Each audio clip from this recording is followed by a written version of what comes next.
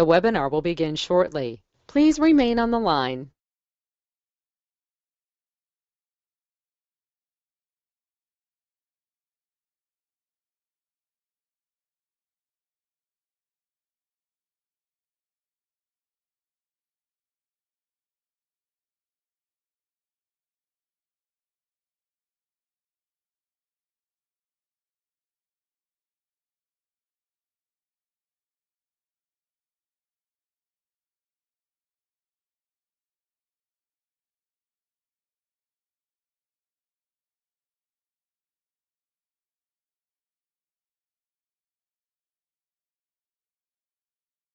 The webinar will begin shortly. Please remain on the line.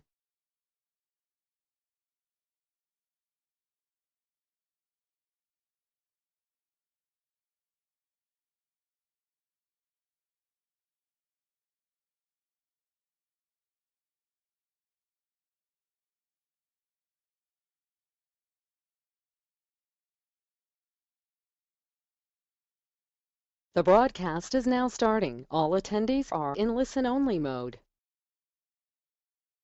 You can go ahead, sir. Hello, everyone. How are you doing today? My name's Joseph Menicucci, and I'm currently an assistant teaching professor at Montana State University, Bozeman. And today I'll be discussing with you or giving you some examples of student-driven design, student-led design, and student-led experimentation that I've directly implemented throughout the engineering curriculum. I'm very excited for this opportunity and very honored to be here today. And I'd love to follow up on any of your questions, so please do feel free to take down my email address. And hopefully I remember this. I will put that email address back up at the end of the presentation. And if you have trouble accessing any of the reference literature that I have or that I refer to, and you're interested, or you just have questions, or you're interested in some sort of collaboration, I'm very highly welcome to that. In the interim, if you have questions, please feel free to chat those out, and those will be put forward to me. So I'll tell you a little bit about who I am before I get started, and discuss the relevant literature. And to be honest, I'm not often digging into literature to search for justifications, even in doing research, but I guess I should say traditional laboratory-based research. But I find it worthwhile to support what I'm saying with basically expert opinions, evaluations, and scientific and engineering pedagogical research. I'll make my argument for student-driven design and experimentation, and then the bulk of the time I'll present today, I'll discuss how I've done that. And as I introduce myself, I'll give you an idea of the scope and the nature of how I've done that. And then I'll reflect upon what I've done and what the realities of incorporating design into your curricula might be, or your classroom, because I think that it's important that we do this. If we choose to do this, we do it with our eyes wide open, understanding the difficulties that might exist in addition to the positive benefits that will be there for the students. So who am I? I've moved from location to location as an assistant professor of chemical engineering. And then again, one of the reasons I'm so excited to be speaking with you today is I do have some international experience. I went over and helped open a new university in the capital of Kazakhstan, Astana Nazarbayev University. And I spent 3 years there. When I landed, I was one of 5 faculty members in the School of Engineering. was a pretty amazing experience, and I've benefited greatly from the exposure that I received there. I moved from there to New York City and taught in a small liberal arts institution, Manhattan College, for 2 years, and then my alma mater, Montana State University Bozeman, contacted me, reached out to me for this teaching position. They wanted me to come in and do a combination of laboratory studies, design, and traditional course delivery.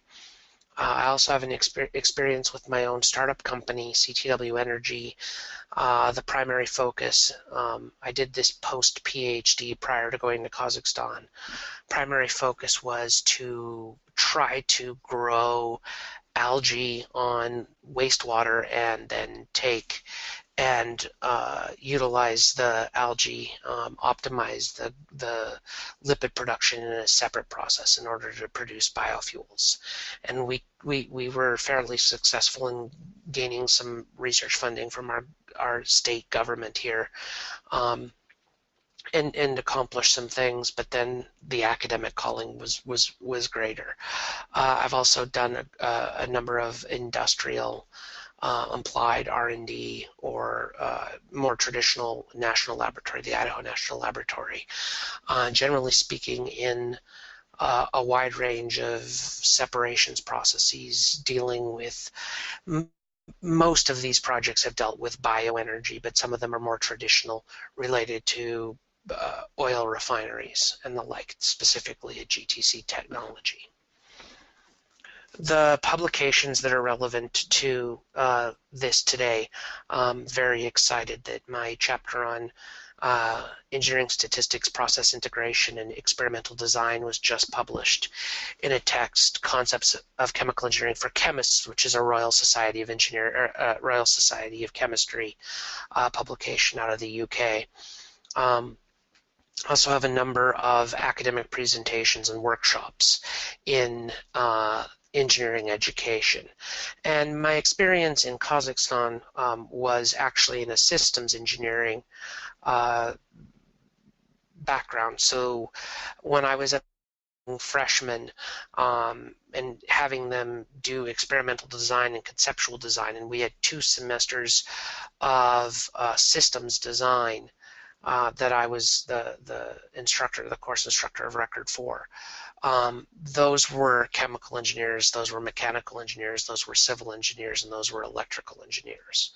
And I was teaching experimentation, guiding experimentation in all of that, plus Lego Mindstorm robot programming and the like. So I have a wide scope in engineering design, although my background's chemical. I have spent a lot of time, 3 years and then 2 years at Manhattan College, actually teaching students from all 4 disciplines as well. So, must-read literature. I believe that anything by Richard Felder or Michael Prince is absolutely fabulous and should inform you as to not only the latest teaching methods, but especially uses a narrative style that connects to you as a faculty member on a individual basis, on the realities of incorporating engineering education. There's a National Effective Teaching Institute that now Michael Prince has taken over. Richard Felder spearheaded the project, and they run 2 different workshops that are fairly intensive. I've never actually been to NETI, but have had the opportunity to meet with Richard Felder on a few occasions, and have picked up bits and pieces of it over time through those experiences. Specifically, and I think that this is fundamental, is understanding how students learn.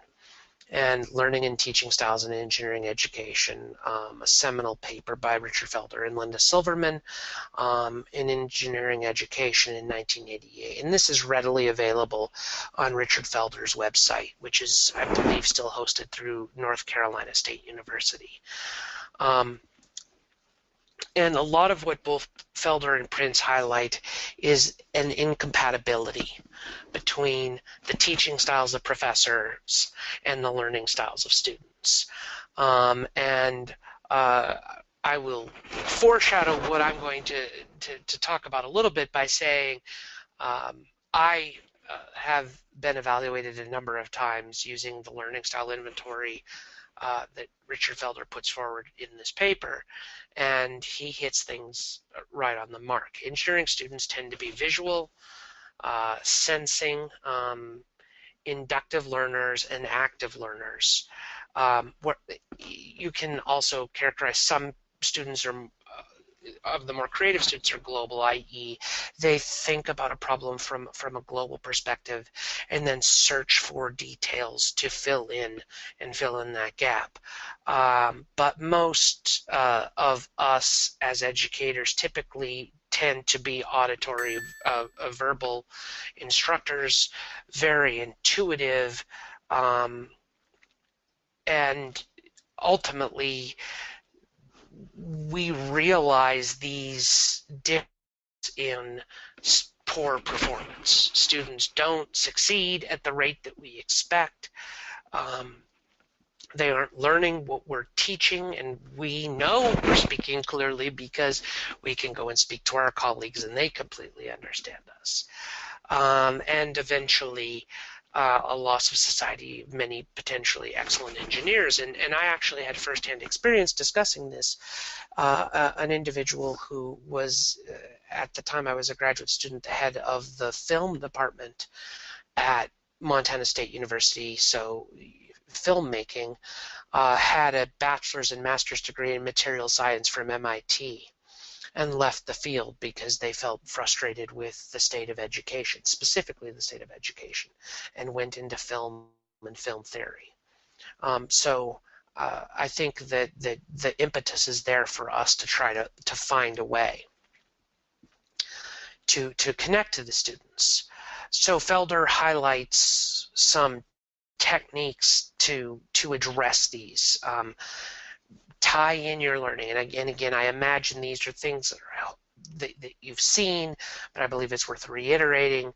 Tie in learning as much as possible to the future, what's coming, connect it to other courses within the field, outside the field, and personal experience. If I'm talking about ductility or how much strain a material can take with an applied stress, I talk about, a material that they can actually imagine or see. If I talk about failure through repeated compression, basically just failure from not reaching a point of plastic deformation in a material, but actually just repeatedly compressing, expanding, and that I take out a paper clip and show them that I don't have to break into the plastic region to eventually break the middle of a paper clip by moving it backward and forward. Balance concrete information with your principles, your theories, and the like, your models. Talk about problem-solving methods and connect that to fundamental materials. I know I'm talking about design, but contextually, I spend a lot of my time discussing with students how to solve problems, because a lot of times it's not the material I find that limits them, but actually applying that material to the problems that we put forward. And then applying patterns and trying to build over time. You can go to this link. The easiest way to approach this is type in learning style inventory North Carolina State, and you take a simple quiz. I think it's something on the order of 50 questions. Each of them has 2 answers. It's a would you rather do this or this? And at the end of the quiz, you can find out who you are, at least on the spectra that Richard Felder has put forward. And so on the spectra, we can see where I land and see that the challenges that I might face as a professor. So this is me in terms of how I learn. And from an engineering standpoint, it's certainly not the only metric, but it is the one that I subscribe to. And so the first scale is a comparison of active learning versus reflective learning. And I tend to be fairly balanced. Now, I say tend to because this is a dynamic scale. Over time, you will notice that you change if you take this inventory on a regular basis. And I've certainly become more active as I've started to incorporate active teaching styles into my classroom. The scale is 11 would mean on either end that you are essentially completely that type of learner. 1 means you're balanced. 3s and 5s are moderate, and 7s and 9s are strong toward one or the other. You can see that looking at my inventory here, in terms of intuition versus sensing, I'm a completely intuitive learner, and this has been a major obstacle for me trying to connect with students because they don't see something that to me seems so obvious. It's incredibly frustrating because you feel like you've painted this very clear picture and it's just there for them to take. But if you realize when you look at this, if they're on the sensing side, I think if I move here, that should point that direction.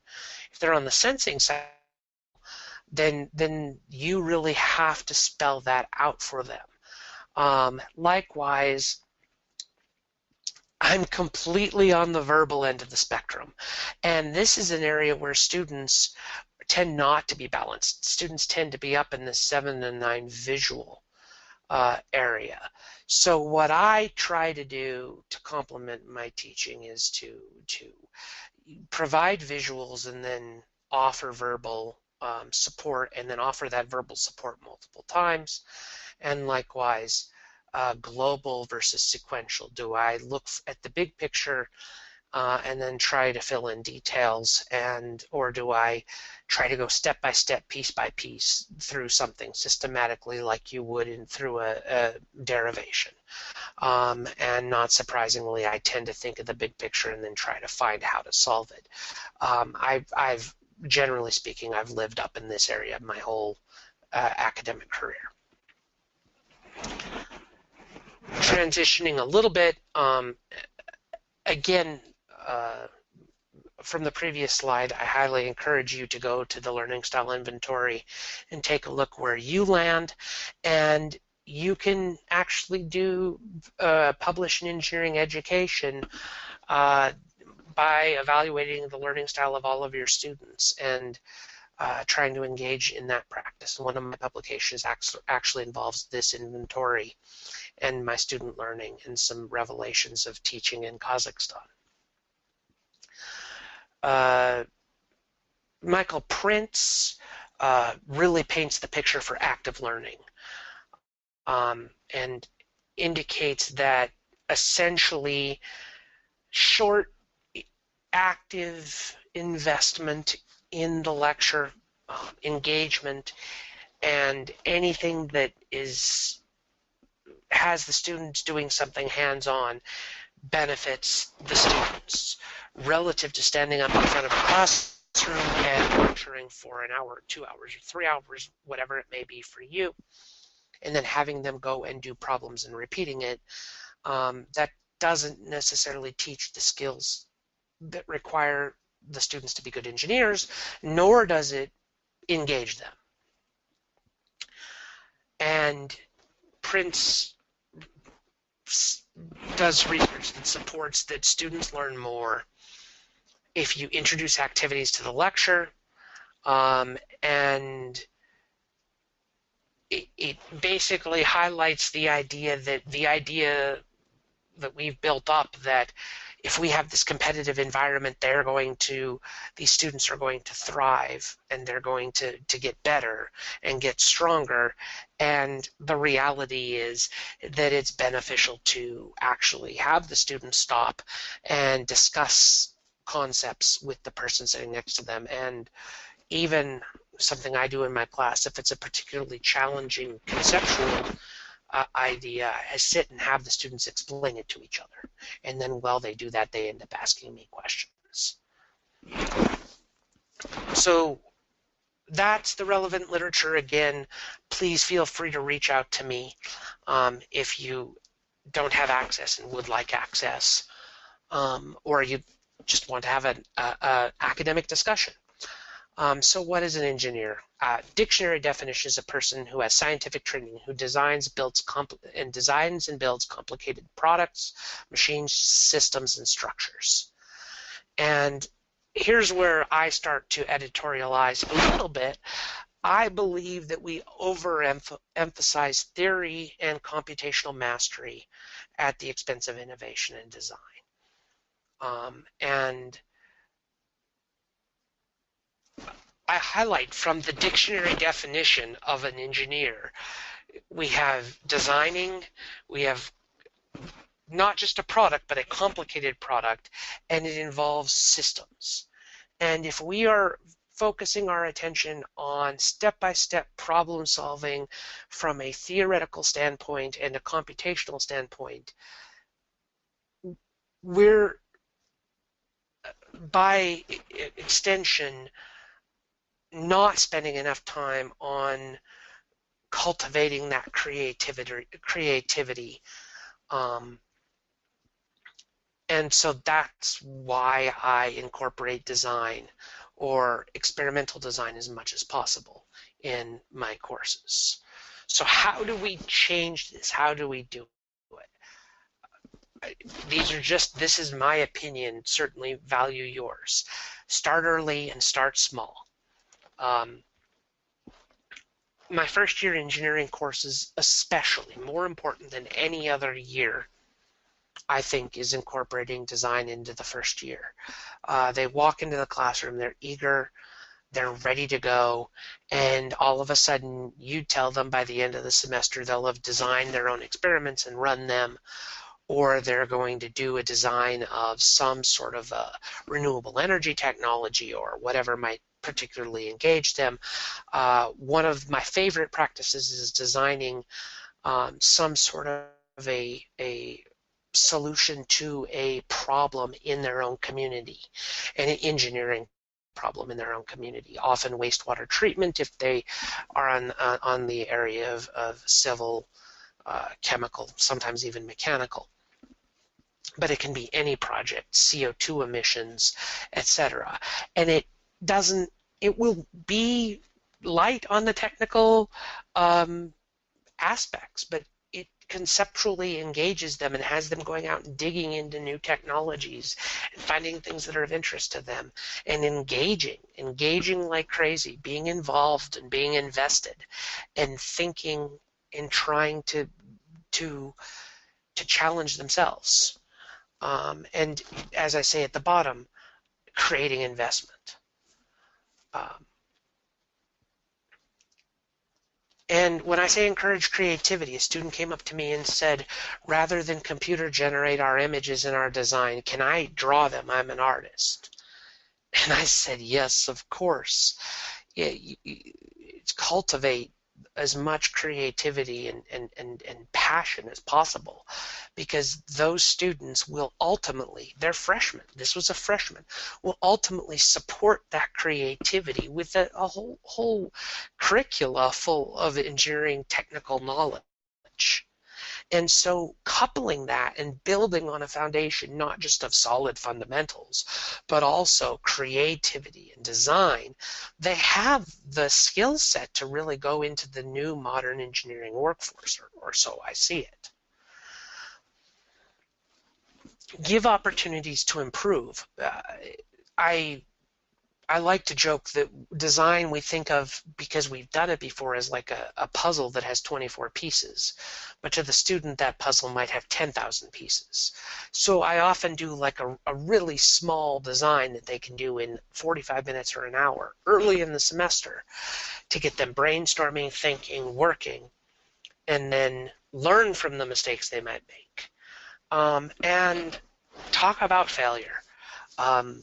One of the things that I've really I've adapted my teaching style to include is a discussion of the fact of when I've run into obstacles and brick walls, what I've done to overcome those obstacles and how I fought through them. Partially because engineering's hard, it's very difficult, and how do you build good engineers when they hit that wall, they may not know that everybody else also hits it. So that brings me to my own experiences. Notice an absence of second year design experiences because I've rarely taught second year students. But I've included or incorporated engineering design with first year students, third year students, fourth year, or we are on a 4-year program here, plus graduate degrees, and then also as independent studies. So I'll discuss these in the context, unless there are, at this point of time, any questions that need to be answered. Is there anything out there that I've missed in terms of questions? Not right now, sir. I'm still monitoring. Okay. And everybody can hear me okay? Yes. Okay, beautiful. So here are our design experiences that I've put forward and what I've done. And the first one is actually student experiences are, I think, probably my most ambitious. Here's my freshman design, my first year design. It was inspired by a paper by Matthew Cooper called Loose Change and Dishwasher Optimization. And essentially what he did and what I started doing is assigning a 2K factorial experimental design to my freshmen. And that includes freshmen that are in their first semester of the university. So 2 levels, 3 variables, a whole set of experiments.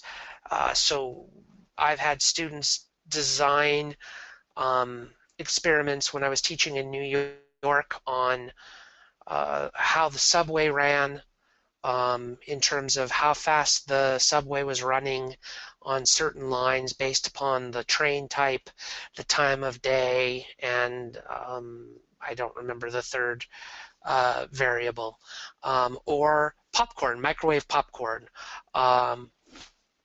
Students used 2 major brands, buttered and unbuttered, popped it for different time periods, and went kernel by kernel and determined what percentage of the popcorn popped and which did not. And as you notice, this is not particularly engaging in necessarily engineering design, but it is using the skills to evaluate engineering design. And the first time they see those 2K factorial experimental design equations, they're quite intimidated, but at the end of the day, you can get, this is a student output, a freshman student output, where you can get a result that is I don't want to quite say publication worthy, but it's a very fantastic result out of a 18-year-old student or a group of students in their freshman year in their first semester. Certainly more than they had ever been asked to do. At Montana State, we do something that I implemented actually when I was a graduate student, and we're continuing to do today, which is design your own experiment. And it was literally, we in our freshman first semester course, we have them come in and do an experiment every week, a guided experiment every week for 7 weeks, and then say, okay, you've seen 7 sets of experiments, go design yours. This is polymer coating. So this is a fluidized bed, or we can fluidize this bed of polymer and use a heat gun to heat a piece of metal, and then they can change parameters to determine how thick the polymer coating will be on that piece of metal. For instance, these students were putting different gases and blowing them up in balloons and measuring, if I remember correctly, the effect on a number of different parameters. A lot of dissolution related experiments. This was what I had supplies that I went out to get.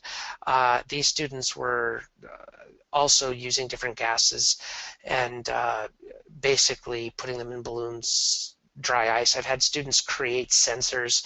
I've had students power homemade vehicles using biological reactions of liver and hydrogen peroxide and the like. We'll talk about the limitations, but the results are pretty fantastic.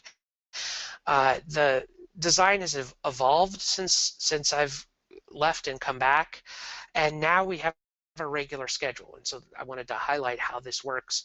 So, and this is actually occurring right now. Tomorrow, students will go in for their last regular experiment in bioreactors, and then on Friday they will put together they will submit their proposal for their experimental design.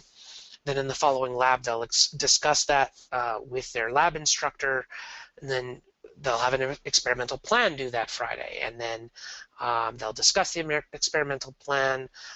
They might even start running and setting up their experiments there, finalize their experimental plan, conduct experiments, give a progress report, continue to conduct experiments. Then we have a poster presentation where we invite faculty members and upperclassmen, and they go through and they evaluate the student work. And this is supported, there's a classroom lecture that works in conjunction with all of the regular lab experiments and that. So basically our whole first semester experience for our students is in the laboratory, culminating with 1, 2, 3, 4, 5 week experiment. We have a holiday in here, so we will actually open up the labs on that week of the holiday, the 2 days that we actually go to class. So that's what I've done with freshmen so far, and or at least that I'm highlighting. Actually, we've done a lot of systems design when I was in Kazakhstan that was week by week, highlighting aspects of all of the 4 engineering disciplines that we had there at the time. Incorporating design, this is directly incorporating into a traditional lecture classroom is what I did in this 3rd year design. I was teaching a chemical separations course, and I felt like engaging these students was at a premium. They're very used to, this particular cohort of students was very used to running computer simulations rather than necessarily thinking through large scope design projects. So I put forward open-ended design projects to them, and all they had to do was tie it to the course, the chemical engineering separations course, and do the rest of the design. And the rest of the design could involve chemistry, it could involve other aspects of engineering, other aspects of chemical engineering. It didn't matter. They just had to tie things in. And I don't want to give I'm going to show you the things that look pretty and look good. There were struggles, but ultimately some of the outputs were pretty fantastic for 3rd year students that had really never had a design experience prior. For instance, this group of students had designed a mechanism to remove lipids from algae, but some of the designs, i.e. the single stage solar powered stripper, were of their own design, i.e. they went and said, we don't believe that there is a capacity to remove the hydrocarbons, or to separate the hydrocarbons from water that's being used, powered by solar power in a traditional mechanism. So we're going to actually design this globe-like structure in order to do it.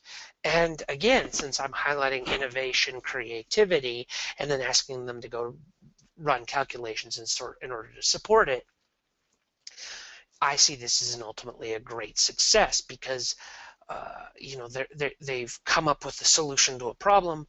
They've actually reached out and said, we may actually have to go design something from scratch to do what we wanted to do, and then they have to go and prove that they can do it with computations. And again, I didn't teach lipid separation from biofuels in the course. There was not even a biological component in the curriculum itself at Manhattan College, but the students engaged in that way. Had another student that put forward what they were trying to do, a project on a portable dialysis membrane, and put together a very professional looking presentation. Again, these are third-year students on how this worked, and went into mathematical modeling in some level of detail, a significant level of detail. You can see that I include an economic analysis of this, including time value of money evaluations and costing, and sort of your traditional senior design project. And I even had one group get so excited they were trying to create a lotion that one of them had access to a research laboratory, and they went and produced the lotion. They brought it to class and they said, this is what we did. And one of the things that I gave them as a goal was they wanted to make a hand lotion, and I said, well, let's be innovative. Let's aim at a niche market. So I made them do it from only organic materials and make the hand lotion vegan. I essentially, in consultations, gave them a little more strict criteria. Again, I didn't say go do this. They went and did this because they wanted to. They were so excited by it. I had one student tell me that they had come to the curriculum hoping to get into the cosmetics engineering industry, and for 3 years they had never seen nor heard nor been involved in anything that allowed them to do that, and they were losing hope. And then when I let them do what they wanted to do, they decided this was the greatest thing ever. And she is the person that went and made this cream. She's the one that went and formulated it and produced it and was handing out samples, and it was perfectly soothing, says the person who never used it. Now my senior capstone design projects. Build a power facility, a power generation facility for a client, and this client is real. And I put really strict limits on them: profitable, carbon neutral, and has to go from dead stop to fully operational in less than 9 minutes. I have a personal insight here. Mr. Williams, that I refer to in this project, is actually my uncle, a very successful energy producer in the state. And I'll highlight adding credibility by going external to an external client. So find a project, have them do something similar to what has already been done, but add a number of criteria, carbon neutral, and go to dead stop to fully operational, that makes them, while they're doing this intense technical and economic analysis, also reach out and make a client happy. And they literally meet the client, and he's going to take them to his facility and show them around. And I understand this may not be available to everyone, but you can reach out to people who are interested and find projects from them and maybe get them to Skype in or have a meeting like this once or twice over the course of an academic year, and it brings an extra sense of credibility to the project. Same individual, different design group, design an industrial facility. It includes energy generation. I'd also, and I've been discussing sustainability green. We're actually having this group do a life cycle assessment on this project as well. And they've been fantastic. And the external credibility comes because the particular individual that I've brought forward has financed over $2 billion worth of energy projects and produced over 2,000 megawatts and built his own power generation facility, 52 megawatt power generation facility. I understand that may not be available to everyone, but you can find somebody who has done something and build off of that. And I support the student design on a weekly basis. And then Jim comes in and wows them with everything that he's done and the vision that he has for their project. And together we make a really good team. Graduate design, even in a traditional course, I coupled a traditional design with a grant writing proposal. And they had to go reach out to industry themselves, find a contact, cultivate contacts, find a project of interest. I also had a design where I gave them a problem. They walked in the door one day and I said, you're going to create a solution to, apropos of the current situation, design a system to deal with the standing water in Haiti following a hurricane, for instance. And just basically and then halfway through I gave them another engineering design, I guess, limitation that they had to meet, and I just pushed them as hard as I could. And this, one of the designs was carbon neutral processing of coal to coke. This was the same day design. At the end of the day, I get a simplified process flow diagram with what's going on. I had students tell me I didn't know how steel was produced, and 2.5 hours later, I'm explaining it to you in the front of the classroom in a presentation, telling you how we're going to neutralize or remove all the carbon from it, all the CO2. More comprehensive. Also, I obviously utilize some of my resources. So all natural vegan personal care product line graduate students do it within a 2.5 hour time frame.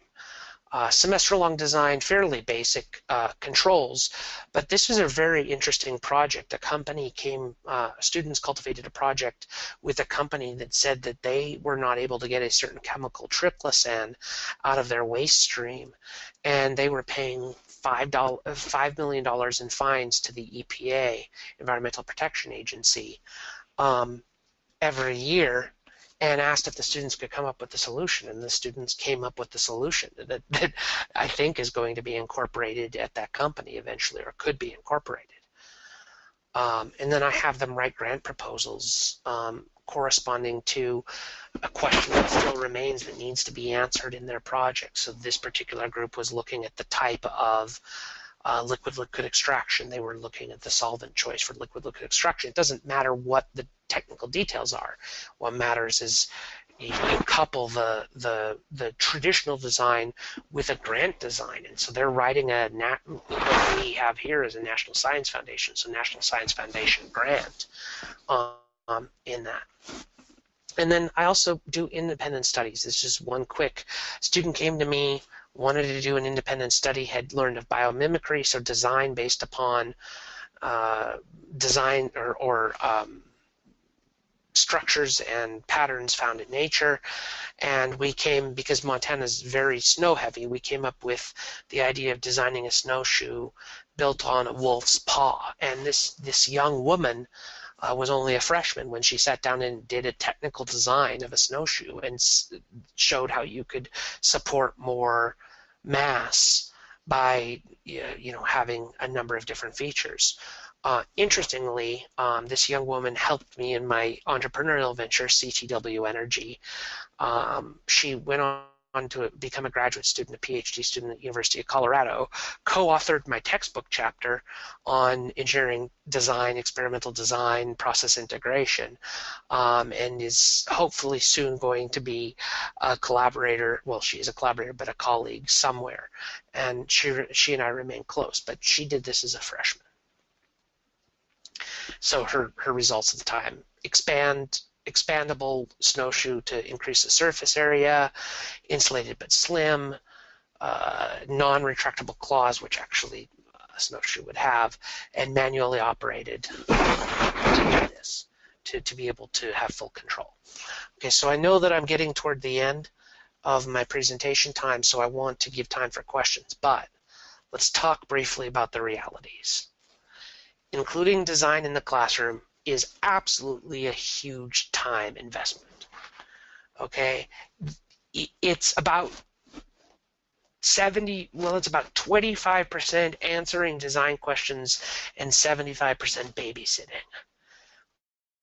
And that might be an underestimate. And I can't tell you, most of the questions come along the lines of just reassuring students that they're doing okay. And you have to be okay with that reassuring nature before you should invest in this, especially at the younger levels. They want a correct answer, and when you give an open-ended design project, there is no one answer. So you have to mitigate this. You have to address it if you're going to do it. Some of the designs are pretty awful. And you have a delicate balance. When you see a design that's just, you realize that if they did this design, the population of the world might be cut in half. You have to point that out to them, but since you're trying to be positive and engage and have them engage and be creative, you have to do so in a less harsh way that you might normally. And likewise, the ideas, not just the designs, but the ideas can often be bad, incomplete, or just plain uninspired. So, ways to deal with this: interim deadlines, manage the process, manage the progress, have them brainstorm, elevator pitches. They get an idea for a project, they don't have a group yet, they stand up in front of the class and have 60 seconds to 90 seconds to convince everybody else that their idea is the right one. Have a mandatory meeting. Typically speaking, I have them show me the parts of their design there, and I just sort of try to blow as many holes in it as possible. A presentation informally in class. What are the problems they've addressed? What are the technologies they considered? What are their design decisions to date? Keep them on track. Assign group leaders. And I'm looking for that student in the upper third of the class, but not too high of a GPA. You don't want the person that is going to come in and ask you 52 questions a day. You want one of the students that will come in and ask the questions when they need an answer, but they're not so, I don't want to discourage learning, but when you have hundreds of students like I do, you only have so much time for each student. So you want the students that can sort of sort out which questions are worth coming to you for and which questions they can answer on their own. And I would never choose me for a leader in a project like this, because I love just talking about these things way too much, and it would turn into hour-long, 2-hour-long conversations. And as much as you might want that, you want to put those conversations back on them because you just don't have the time. Give a rubric. I hand out a rubric on the first day of class on a project. Talk about it, and I include verbiage, language that says, if you come ask me to get ideas, I'm going to limit the points you can earn on the project. And another way to do this is to charge fees, and fees are points. Charge groups if they consult with you for more time than you allocate in the semester. So, sort of believe I timed this out kind of correctly. Here's my feelings and my thoughts. I'm interested in hearing your questions if you have any. We design, by definition, and students learn in different ways. So in order to get that design, we need to cultivate it, and we need to guide it.